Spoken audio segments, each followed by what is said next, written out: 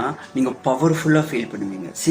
மனுஷன் இவ்வளோ தூரம் எவால்வ் ஆகி வந்ததுக்கு ஒரு காரணமே பவர் தான். பவருக்காக தான் அவன் என்ன பண்ணான்னா ஒவ்வொரு இடமா கைப்பற்றி கொண்டே வந்தான். ஸோ நீங்கள் என்ன பண்ணுங்கள், அந்த ஆக்டிவிட்டியில் உங்களுக்கு பவர் இல்லைன்னா அது பண்ணவே முடியாது. ஸோ பவர் எடுக்கிறதுக்கு ட்ரை பண்ணுங்கள். ஆனால் பவர் வேணும் அப்படின்னா அந்த ஆக்டிவிட்டிக்கு நீங்கள் ஓனராக இருக்கணும். இப்போ நான் இன்ஸ்டாகிராம் பார்க்குறேன். இன்ஸ்டாகிராமில் ஒரு ஃபீச்சர் இருக்குங்க, லைக் இல்லை, ஃபாலோவர்ஸ் வராது, வியூஸ் வராது, நீ நிறைய வீடியோஸை கன்சியூம் பண்ணிக்கலாம், ஆனால் நீ பண்ணுறது யாருக்குமே தெரியாது, போஸ்ட் பண்ணுற எனக்குமே தெரியாதுன்னு நம்ம யாராவது இன்ஸ்டாகிராமை யூஸ் பண்ணுவோமா? இல்லை. அப்படி தான் ஓர்குட் என்னாச்சு அப்படின்னா அழிஞ்சு போச்சு. அதுக்கப்புறம் ஃபேஸ்புக் வந்துச்சு. ஃபேஸ்புக் இப்போ ஆல்மோஸ்ட் அழியிற நிலைமையில் இருக்குது. இப்போ இன்ஸ்டாகிராம் வந்திருக்கு. அதுக்கு காரணம் என்னென்னா, இன்ஸ்டாகிராமில் பார்த்தோன்னா நான் தான் ஓனர். நான் லைக் பண்ணலாம், நான் கமெண்ட் பண்ணலாம், நான் ஷேர் பண்ணலாம், நான் என்ன வேணால் பண்ணலாம். ஸோ எனக்கு அந்த கம்ப்ளீட் ஓனர்ஷிப் இருக்குது.